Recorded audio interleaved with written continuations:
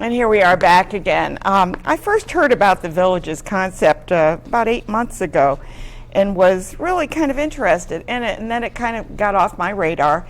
But now they're back again, and because that was up in Clifton Park, but right now we're talking about Niskayuna and the Villages initiative, and it's helping people in our own communities. So right now I have with me, sitting next to me, is Ken Harris. He's the Executive Director of the Albany Guardian Society, and I'm sure that he can give us some good input on this. And then next to him I have, and you're Yvette. Yvette. You're Yvette Gebell. And Gebell, is that correct? And she's one of the volunteers here talking about the Nisky neighbors. And then Mary DeLory is right there. Mary DeLory is from the founder of the Nisky Neighbors as well. And then we have Nancy Varley, and she's the one who got started in Shenendehowa, right? So we're going to be talking about all of that. So I'm going to start with Ken Harris. Maybe he can give us an overview from the Albany Guardian Society of what the Villages project is, or initiative, and then we can talk about maybe Shenendehowa, find out how successful that is, and find out what Nisky is doing. Thanks. Hey, Ken. Okay. Nice to meet you. Nice to meet you too. The Village movement started in Beacon Hill Village about 15 years ago. It was a small group of women that came together and really wanted to stay in their own home. And so they decided to develop what they called the Village movement at the time. And, you know, it's villages as neighbors helping neighbors. That's really the concept of villages. And villages are not-for-profit corporations. They're developed by seniors. They're grassroots, so it comes up from above. From the needs of that community. From the needs of the community. Each village is different, and it's geographically defined, and it's a membership organization. And dues can range anywhere from $20 up at Glens Falls to Beacon Hill Village is $1,000 a year. But when you look at what other costs would be, wow. But wait a minute. I was just going to say, it's the cost of what it would be if you didn't do this. That's right. Usually the cost is about, for an all-volunteer village, about $100 a year. Okay. And what does that get the person that is involved with this? Now, I mean, I'm not talking about, because each one is going to be different, but give me an overview. Sure. You know, I would say the villages have two basic services. One is the social services. They go out to libraries and museums. They do hikes and biking trips. You know, it's a very social component of a village. The other is the services part, and that's if you need help remaining independent in your home. And that's anything from transportation to a doctor's appointment. Really, villages find those gap services that aren't already in place. Aren't always available, yeah. Yeah, in the community by by agencies that are there. Because you might not be that needy to get those services, but you're an average person that wants to stay at home. Right, and that's where the social services come in. Yeah, exactly. So you're saying that the only ones in this area right now, not Beacon, of course, but here is the one in Shenendehowa, and then the one in Niskayuna that you're working on, is right? And the Guardians, what does the Guardians do? The Guardians say we've been involved in the Village movement for about 8 years now. Okay. And we have forums, we have educational programs, and we've been really involved in education. We have about 100 free programs a year. Okay. But within the Village movement, there are several villages that are up and running. In Bethlehem, there's a village that's running, in Northern Columbia County, and Shenendehowa Neighbors Connecting. But there's several others that are just about They're just going to launch. Just about to launch. We have a Capital Region Villages Collaborative. That's if you want to learn about villages. Every other month we have a meeting, and we'll have a website that's coming out soon, so it'll be a one-stop I know shopping. You're having a meeting at the Carondelet with that, and of course it's on a Tuesday, so I can't come. I'm here on Tuesday. August 20th, yes. Yeah. So those that want to come. Yeah. Nancy, tell us about how Shenendehowa is working. Well, I'll have to say it's working pretty well. We're about 15 months old now. What happened is, Ken mentioned the Capital Region Villages Collaborative, and we went to a couple of meetings. We were knocking around the idea of starting a village. We were interested how to do it. We kind of had an idea. So we went to a couple of meetings and met Ken. And then he said, you know what, if you could put together with the kind of money you'd need for like a first year budget, like to start a village, could you do that? So another member of our village and me said, we can do it. We put together a budget, gave it to Ken, and he applied to the New York State Office for the Aging. Aging, right. And we were able to get a small grant. We were amazed that we got it. And if it weren't for that grant, I can tell you, Anne, I think we would still be knocking around the idea because it costs money to get incorporated, to file for a 501c3. It costs money to get liability insurance, all of which those things you need. So really, if it weren't for their sponsorship and interest in this and investment in this idea, I don't think we would have had the village It's now. tough to start something out. Yeah, it is. So let's go next to you, because then we have one of the volunteers from the Niskayuna, and we'll be talking with Mary DeLory, right? So Mary, pass that over. I to have Mary. a mic. Oh, she's got a mic Yes, on. I- Oh, well, aren't you special? Hey. So how did you get involved with this? Well, and then we'll talk to Yvette. Okay, so Ken mentioned that the Albany Guardian Society does some educational programs. They did one on the village. I went, Yvette was there, and we realized we were both from Niskayuna, and there was a little discussion about, are you interested in kind of starting this? So that was in November. We both kind of sat on it for a while, and then in January we got together, we met, and we said that we were. We met with Ken and his staff, and now too, the Albany Guardian Society has a woman who actually can provide us with more technical assistance, which great, is wonderful. So we are actually, there's a lot of support in terms of starting this. We're building on what other programs have done. The collaborative meetings help us to get ideas from other programs too. So we had a community forum in June, and we were very pleased over at the Niskayuna Library, and we were very pleased with the turnout.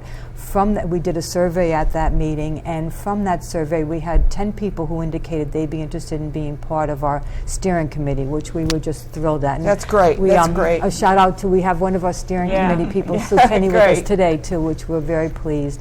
So we're starting to meet, and we've done some defining of what our area is going to be. It will be, when you say Niskayuna, all of a sudden you realize what does it really encompass? Yeah. So our catchment area will be anybody who lives in the town of Niskayuna, anybody who has a zip code of anybody who has a zip code of 12309, or somebody who resides in a home that would be part of the Niskayuna School District. Okay, good. And then, oh wow, so you have changed the well, because you realize that there's some, when you look at, there's some people in Rexford that are considered Niskayuna part of that. And Upper Union Street area is kind of like right. So we had to really set that, and we also set our age for members to be 60 and above, who will be receiving the services, and volunteers. Now, anyone can. I mean, I know that you're not up and running yet.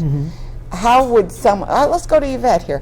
How could someone get involved with this? Because we want to get people interested and get at the ground level.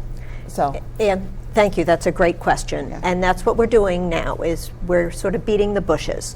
We're making sure we get the word out. We're going to have a table at the concert series at the gazebo in Niskayuna. We're trying to get the word out. We've had our first meeting at one of the independent living places in Niskayuna. We're going to do the same. We're going to be moving around the community so that I'd like to attend some of those to find out what's going on. Sure. Yeah. And whoever we're meeting, and the steering committee is helping us with that, and people that are involved, telling each other. It's neighbors helping neighbors, and that's our goal. And we're in the development stages of that, and we keep building. And it's amazing to me. I just spoke with someone yesterday who had heard about us, and it was exciting. So I think we are getting the word out. We published a little article in Your Niskayuna, and we're here today to make sure that as many people as can find out about us as possible. So it's talking it up and making sure. And of course, this will be on. We will Twitter this out, your organization, and we will also put this on Facebook. So the write-up will be on Facebook. So you will alert a lot of people about this. The important thing is that if people want to get involved, they need to check you out at maybe at the gazebo when they do their concert series on Thursday nights. or maybe they could just find it. Email us. They can Email, just email right. us to say, one of the things we really want to do is get input from the community as to what kind of services you want. We're not interested in duplicating services that are already there. Yeah, but that's one of But, the you know. important things, as Ken will probably attest to, that you don't want to duplicate services if you don't have to, Right. because everybody should be focusing on what they do best, Yes. rather than everybody doing a little of everything. And that's our goal. Yeah. Yeah. And you do have the contact information, by the way, is niskyneighbors@gmail.com, so you can go ahead and email them, and they'd be happy to at least get back to you and let you know how you can help or how you can get involved. What is your projection as to getting this going? Anybody? Well, we're excited. Ken keeps telling us we're moving Ahead of schedule. ahead of the schedule, and that's the best we can do, is let you know that. We were able to form the steering committee in less than 2 months of our really coming Well, that's together. pretty good. So we're moving ahead, but we certainly want to engage the community. There are more than 6,000 folks in Niskayuna that are over 65. So we know that there's a population out there That can use the that services. could engage and Yeah. participate and be helpers as well as being participants in need of some help. And Now, how does this dovetail in with the senior center, or does it? Senior centers are big partners. I Okay. think that as a village is developing, that the first thing they need to do is look at what the services are out there. A lot of senior services provide transportation, for instance, but they don't provide transportation on weekends, or maybe not on evenings. Oh, okay. Or provide transportation to social events. And that's where villages come in, is that they look at the gap services. Transportation, home repair, and tech support Yeah. are the three big services that villages usually provide. And does this also dovetail with the umbrella program, or is that, I'm just throwing these out because I've had a lot of these people on my show. right, again, we're not going to be duplicating, but at our first meeting, Ron Byrne, the executive director Yeah, Ron Burns, I've had him from on the Umbrella, was there. So, and he's going to be coming to our next meeting. So again, it's learning from him what he does, and then figuring out potentially where we can partner and work together to enhance the aging in place issue, which people want to do. They is want to stay in their they own wanna place. stay in don't their wanna own go- home. And a lot of times, it's cheaper to stay in your own home than it is to go into a retirement center. I hate to say that, but when you look at some of the retirement centers that are out there, they're not cheap. Yeah, and I think there's definitely a need for both. There's some people that need Oh, to yeah, be yeah, in. no, I'm not you saying know, that, yeah, but I'm yeah. just saying that there are many people just would like to stay in their own home. And if- be independent, as independent as 87% possible. of the survey say that people want to stay at home, but there's a lot of people that can't afford either retirement communities or don't qualify for subsidized housing. We're finding out that villages and senior communities are working well together to provide services and work together as partnerships. Right, and usually the mortgage is already paid off, so all they're doing is paying taxes, so that's a big thing. Of course, there's a home repair and little things that happen, leaky faucet and things like that. You'd like to be able to call somebody and say, and not pay through the nose, but, Also go to a movie with somebody. Oh, yeah. They won't go out by themselves. Oh, that's true. And so if you have a friend now to call, or, Yeah. It's posted on someplace, you have somebody to call and yeah. you go Or go together. to the theater, or go to see the Will Kemp Players. Who knows? Exactly. So it's Music neighbor haven. helping neighbor from Yeah. a social perspective as well as delivering services. And we are in a community that's very service rich. So again, we don't want to duplicate, but we want to enhance and make folks' lives better. Right, and since I live in Niskayuna, please keep me posted. For as to sure. what I'll I'd put love you on to our email list. attend one of your sessions. I can't do the one on Tuesday. Let's mention it real quickly. It's at the Carondelet, and it's on a Tuesday. And August 20th. August 20th, and it's a lunch. I guess you have a little lunch too. It goes from 9 to 12:30. We have Greg Olson, who's Director of Office for Aging, and we have Okay. the Executive Director of the Village to Village Network. Oh, that's really good. And we have 3 villages Yeah. that are going to provide what their villages are providing. So it's a good day to learn about the village movement, and who said there's no such thing as a free lunch, because we are providing a free picnic lunch. Well, that's nice. Though it's nice. Whatever it takes to get people out, It usually works. it works. But we want to encourage you to check out the Villages project. This one is Niskayuna, but even if you're not in Niskayuna, you might want to check this out, because it might be a great one in your community. We're going to take a quick break. We're going to open Cuba again, and then when we come back, we're going to talk about the Breakthrough Squad. What are they breaking? Stay tuned.